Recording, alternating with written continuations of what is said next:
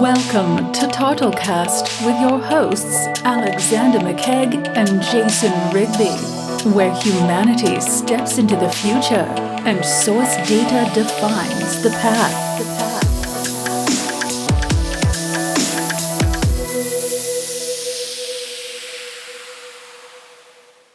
It's just easy. It is easy, isn't it?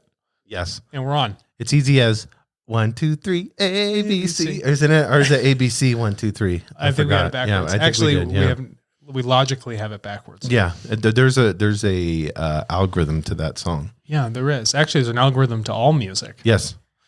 Each in terms of like the verse and its structure. I'm not big on music theory. It's very complicated. Yeah. Oh, I don't see how people can, we both listen to EDM music. Yeah. Like trying to sit there and then next thing you know, you got like 16 different variations of all these beats going all at the same time. And then you're blending them all together and layered. It works. Yeah. I appreciate it, but I have no fucking idea. If I do that though in the kitchen with like food, it tastes terrible. There's there's no music theory to my cooking. No, there's no, I think your cooking's badass though. You're like you're gonna have the TARTLE vegan cookbook coming out. We should do that. Yeah. The data cookbook. The data cookbook. Wait a minute, I think we're onto something. Wouldn't that be funny if that got more famous than TARTLE? The system itself. Oh, an idiot. Oh, that's funny. So you got some kombucha kick in there, Alex. Some berry action. I always drink the booch when I'm over here with you. I know. Yeah. Me, and then I want to burp on the mic. That's why I can't stop drinking it. So I'm always turning away, holding it back. It's so good. Yeah. Yeah. I mean, I drink 2 of those a day, but over right near us, we have a kombucha on tap. Oh, it's really nice. And that's really good. Yeah. Yeah. But that's if we think about it, me drinking that booch has a direct effect. And I continually, here we go. There's a continual cause but I do it. And I don't think about the cause that much. I just know what the effect is, but I'm just going to keep, just chugging it back. It's those, matter of fact, I'm going to have another sip right now before I get into my next thought. And there's going to be an effect. And there's an immediate effervescent effect. Yeah. Or it could be delayed. It could be delayed. Yes. It may not be instant. No. And I think that's where we get into expecting something instant. Instantly, right? When we have to allow the data to marinate. Yeah, because we're talking cooking too. I'm trying to go back and forth from all vegetables. this. That's funny because we topic this episode as using data logically. People are like, well, that's obvious. With data, you look at it and you analyze it and it gives you an answer. Well, you know this very well, that if we're looking at, say, for instance, machine learning, right, or AI, it's at the most rudimentary level of observing data. It's not actually taking the causes out of it. It's just looking at the effects. Right. So it's like taking the data, looking at the effect, and then assuming historically that something was the cause. And that sort of analysis is but illogical. Yes. Because it forces you to be backward looking without knowing what the true effervescent cause was that led to this output. So when we're talking about using the data logically, the very first thing that would, preclude all this is understanding that logic is something that has direct sequence of cause and effect. But we've geared our entire technological evolution or revolution or whatever you want to call it, advancement, on looking at outcomes, analyzing the outcomes, and guessing on the effects. Well, and then they say, oh, this is the most logical. Well, how can you say that's the most logical outcome? You don't even know what caused it. Yeah, and humans are illogical. And we're naturally illogical because we don't pay very much attention to cause and effect in itself. If you and I look to observe nature or anything we're doing, even this podcast, us initiating the conversation is the cause. Right. The effect is something digitally recorded that can be shared. People can listen to it and then take action upon it. That's a nice system of cause and effect. It's quite linear, right? Like these are the steps, and I can go forward to look where that's going to end up, and I can actually go back. It's not to say that going forward and saying some miracle is going to happen. It's like, no, something improbable could happen, but that improbability is still directly connected with that initial cause. So when we're looking at data, we need to gear our mindsets of using data logically to say that let's look at the causes. Let's look at the things that are driving that data. Let's look at the data drivers rather than say, let's look at the data and assume our drivers. I don't want to get in a car, a cab, and assume that someone's driving it. I want to know for a fact that there's someone behind the wheel guiding me safely where I need to go. Right. Is that a good metaphor for that? No, I think because when you look at, especially when you're looking at something that you're putting your life or your history in. Much history. Yeah. It is the same as because we're always looking at lagging, and we've talked about this before. We're always looking at lagging data, and then we're saying we're not taking into account that the single mom left her computer on and the stove is boiling. And so she ran. And so that YouTube ad is just going. Correct. And we think that mom actually watched it. Oh my God, look how much time she's putting into this. Yes, when she's a baby's just woke up from her nap screaming and the stove is going off. And so we're only looking at the effects. You know, funny, I was cooking rice today and the same thing happened. I was on the computer. I went to open up some video for see, look, I'm like burping again, drinking this stuff. Open up some video to watch something, and the ad starts playing, and then I look over my left and I realize I had the rice, it boiled all the water out of it. Oh, no. And then this thing's going through ads, and I'm already over here in the kitchen, I'm not even paying attention to what's going on. Now, all the algorithms, everything we have set up, all the machine learning that even YouTube, Google uses, what have you, they're going to look at that and like, look at the effect of this. Mm-hmm. Look at this outlier. What's going on here? This is interesting. Maybe somebody does want to look at an ad this long. Why don't we test some of our resources, put in this direction? But what they're missing is there's this huge imbalance that, again, we're going to analyze the lagging stuff. We're going to analyze the effects, but have absolutely zero insight into the cause. So if we're going to use data effectively, we should be acquiring proactive causal data. We shouldn't be just worried about aggregating as much historical stuff as possible. No, let's worry about aggregating the causes proactively so that we can then elevate our machine learning, our understanding, our logical thought processes, and see what the effects are going to be in the short term and deep in the long term. Because they're logically defined and bound by anything else in nature, right, in physics, that there is a direct outcome. There's always a direct outcome. It reminds me of, and we've all heard this story before, but especially when it looks at the problems with that we have machine learning and stuff going on now, is the owl and the rat. You know, the owl knows that at nighttime it hears a squeak, it looks and knows about how fast the rat's going to run. It can catch the rat, sure, but it's never asking why is the rat running at night or where did the rat come from. Correct. You know, it's not looking at the cause of the effect. It's just analyzing the effect, and it's getting to an outcome, but that outcome could be how great is the owl at hunting? Is it a 7 when it could be a 9? Yeah, it's an inefficient outcome. Yes, exactly. And I hope that that's excellent, because if the owl knew the rat hole, because that's what rats come out of. They come out of rat holes.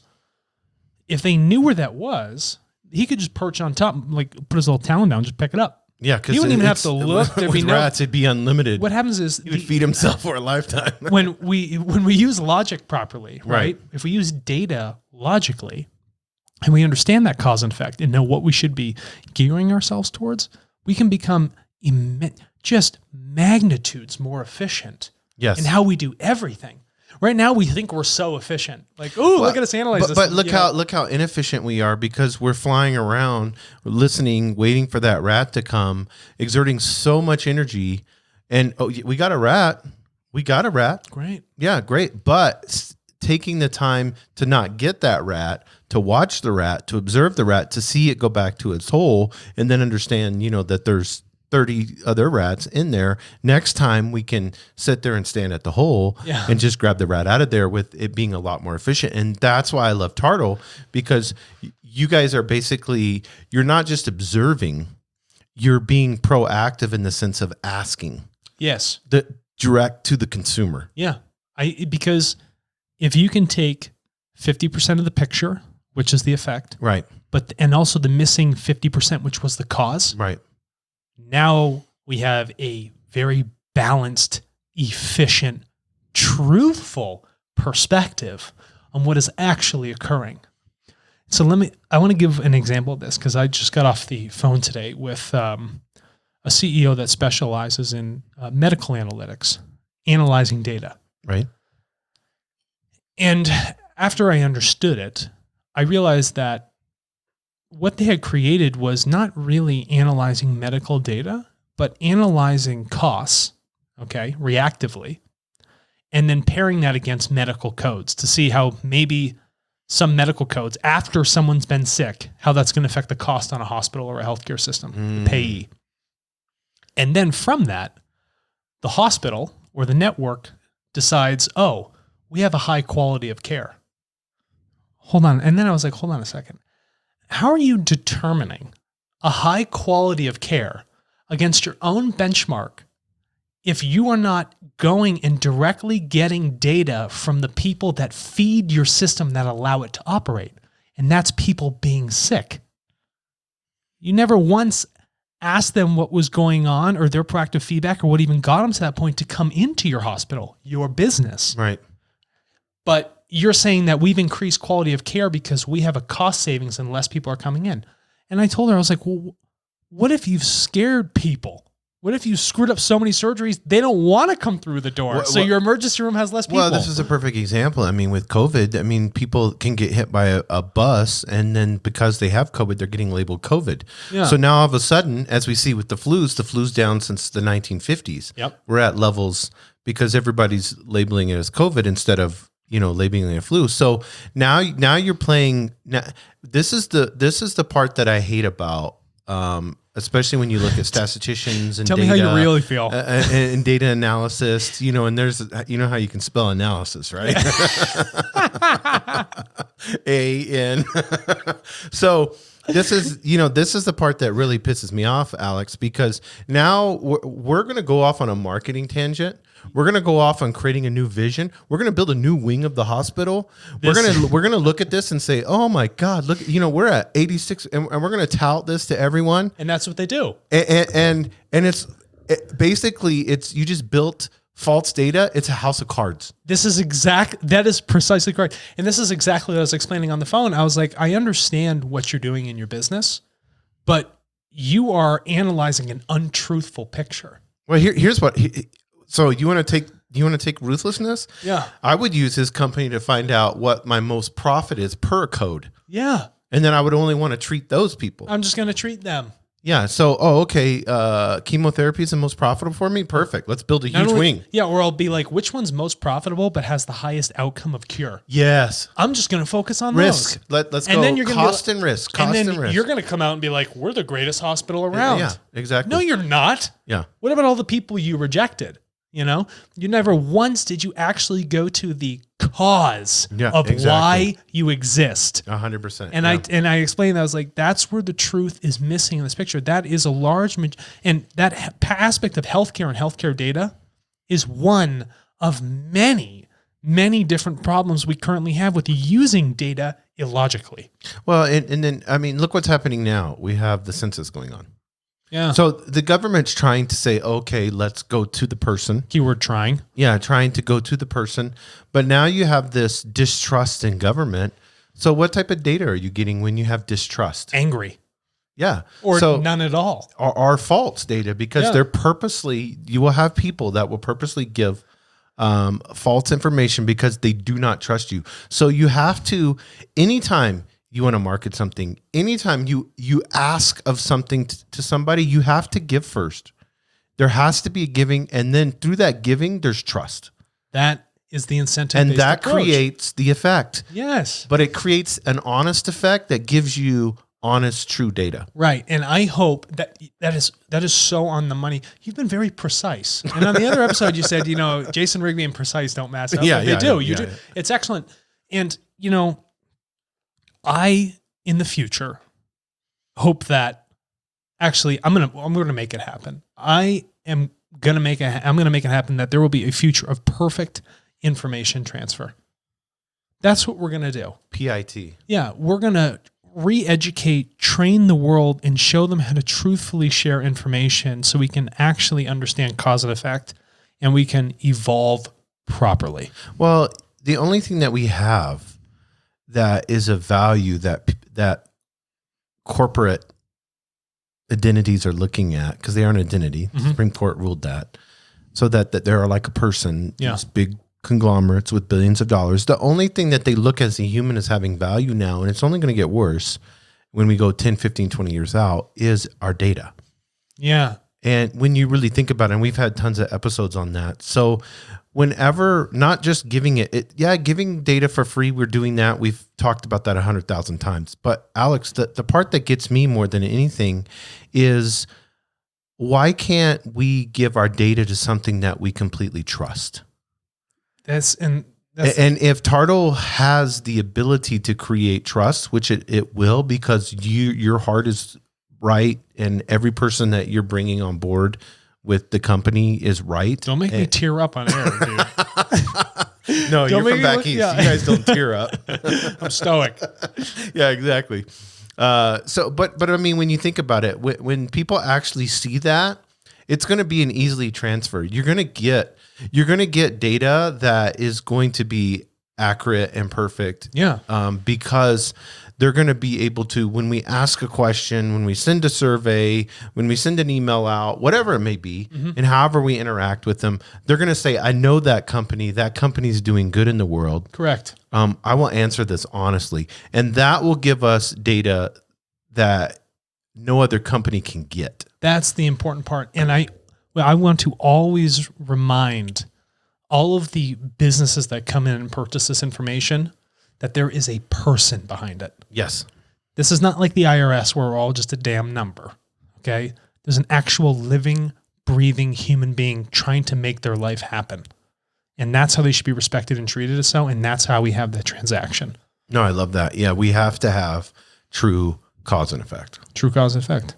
It just seems like the most logical thing. Stop with the effects. The CGI.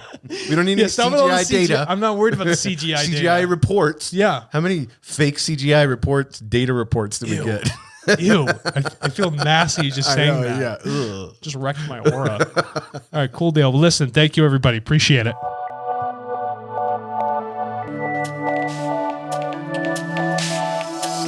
Thank you for listening to TARTLEcast with your hosts Alexander McKegg and Jason Rigby, where humanity steps into the future and source data defines the path. What's your data worth?